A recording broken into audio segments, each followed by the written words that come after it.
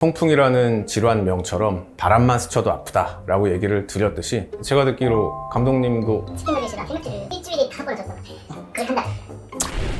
어차피 이렇게 하실 분들은 백날 잔소리를 해도 그냥 하세요. 이 정도면 괜찮겠지 하다가 안 되겠다 싶을 때 그때 후회를 합니다. 안녕하세요. 인생은 한방, 한의사 김정환입니다. 오늘은 이름처럼 바람만 스쳐도 아픈 질환, 통풍에 대해서 알아보도록 하겠습니다.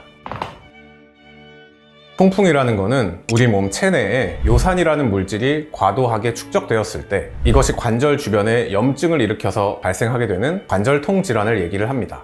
요산이라고 하는 거는 퓨린이라는 물질의 대사산물로 이해를 하시면 되는데요. 요산이 과도하게 생겼거나 제대로 잘 배출되지 않을 때 통풍 질환이 생길 수 있는데요. 요산이 많이 생기게 되는 원인은 퓨린이라는 물질을 과도하게 섭취했을 때, 대표적으로는 지나치게 고단백 식이를 했다든가 아니면 퓨린이 많이 함유되어 있는 적색 육류 아니면 기름진 음식, 술 같은 경우에는 맥주 같은 것을 과도하게 섭취하였을 때 요산의 생성이 증가될 수가 있고요. 요산의 배설이 감소해서 통풍이 생기게 되는 경우에는 우리 몸의 혈액은 신장 내에 있는 사구체라는 기관을 통해서 여과된 후에 배설하게 되는데, 우리 몸의 신장의 기능이 저하되면은 사구체의 여과율이 떨어지고, 그렇게 되면은 요산의 배설이 감소되어서 통풍이 발생할 수 있습니다. 그래서 신장 기능이 좋지 않은 분들은 요산 배설이 떨어질 수밖에 없는 환경이 되기도 하고, 이것 자체가 통풍성 신질환을 야기하기 때문에 통풍으로 인해서 신장이 나빠질 수도 있고, 이미 떨어진 신장 기능으로 인해서 통풍이 잘 생기기 쉬운 그러한 악순환의 사이클을 보이기 때문에, 통풍을 앓고 계시거나 이전에 알아본 적이 있거나 통풍이 발생한 분이라면은 신장 기능에도 잘 신경을 써주시는 게 좋습니다.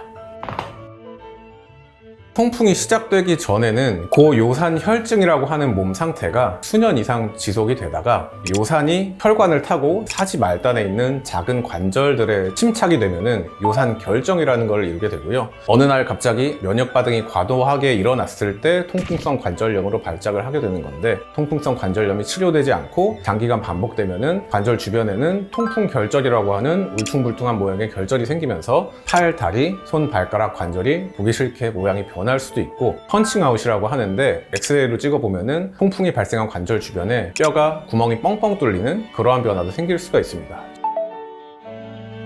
통풍이라는 질환명처럼 바람만 스쳐도 아프다 라고 얘기를 드렸듯이 굉장히 염증이 심하게 나타납니다. 관절 마디 주변이 시뻘겋게 빨개지고 부어오르고, 손으로 거기를 만져보려고 하면은 너무 아프다고 손도 못 대게 자지러지듯이 소리를 지르는 분들도 계세요.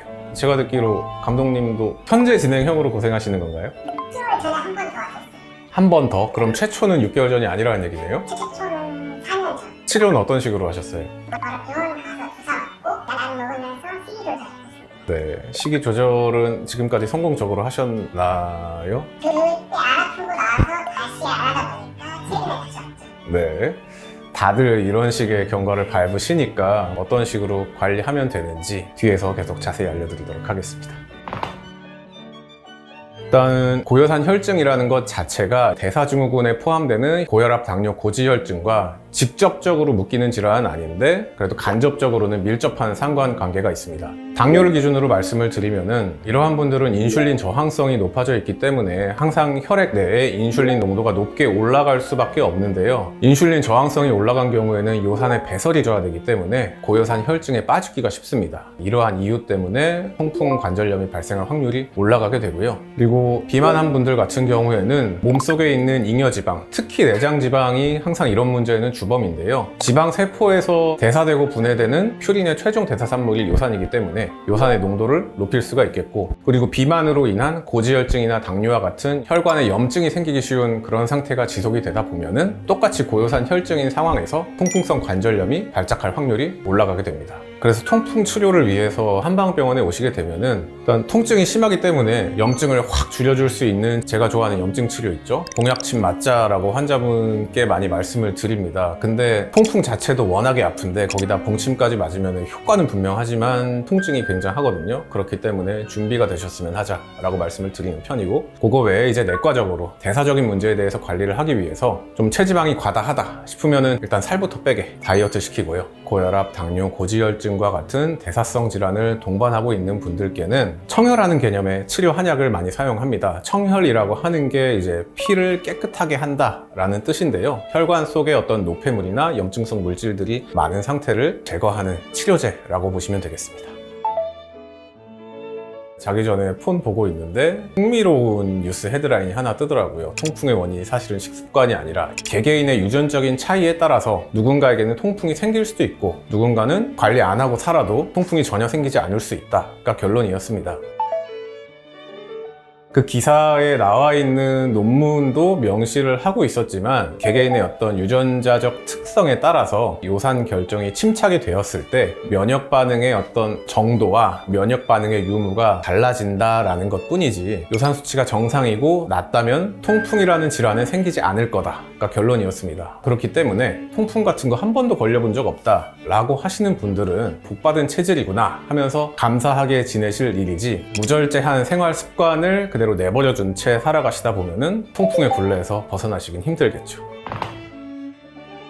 일단은 빨간색 고기, 소고기나 돼지고기, 특히 기름기 많은 건 더 피해야겠죠. 그리고 곱창, 대창, 막창과 같은 내장류 등도 퓨린 함량이 높아서 좋지가 않고요. 기름진 등푸른 생선이나 이 생선들의 알, 그리고 이제 어패류 같은 것도 퓨린 함량이 높다고 알려져 있습니다. 그리고 여러분들 좋아하시는 술, 그 중에서도 특히 맥주 쪽이 대표적인 고퓨린 음식으로 알려져 있기 때문에 맥주도 피해 주셔야 됩니다. 또 젊은 층에서 통풍 환자가 늘어나는 최근의 이유는 저도 이게 주범이라고 좀 생각을 하는 편인데요. 과당이 지나치게 많은 음료가 해당이 됩니다. 왜 그러냐면은 과당이 많이 함유된 음료를 마셔서 혈당이 급속도로 갑자기 훅 올라가게 되면은 거기에 대항을 하기 위해서 내 몸속에 인슐린 농도가 올라갈 수밖에 없고 이게 반복이 돼서 인슐린 저항성이 높아져 있는 경우에는 요산 수치가 올라갈 수가 있기 때문에 통풍의 위험 인자가 되는데요. 몇 년 전부터 제로슈거 음료 같은 게 유행을 했었잖아요. 이 제로 음료가 인슐린 저항성까지 높이지 않는다고는 좀 더 연구를 해봐야겠다가 현재까지의 중론이기 때문에 통풍을 관리하기 위해서는 제로슈거 음료까지도 좀 신중하게 섭취를 해주셔야겠습니다.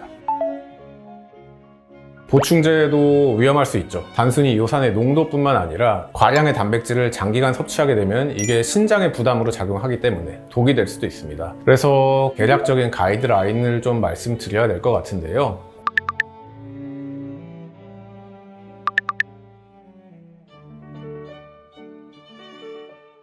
지금까지 통풍이라는 질환과 그 원인, 관리법에 대해서 알아봤는데요. 나는 괜찮을 거야 라고 외면하고 치킨, 맥주 함부로 드시지 마시고 오늘 보신 영상 잘 기억하셔서 통풍에 걸리지 않는 건강한 생활 지속하실 수 있길 바라겠습니다. 이상 인생은 한방 한의사 김정환이었습니다. 감사합니다.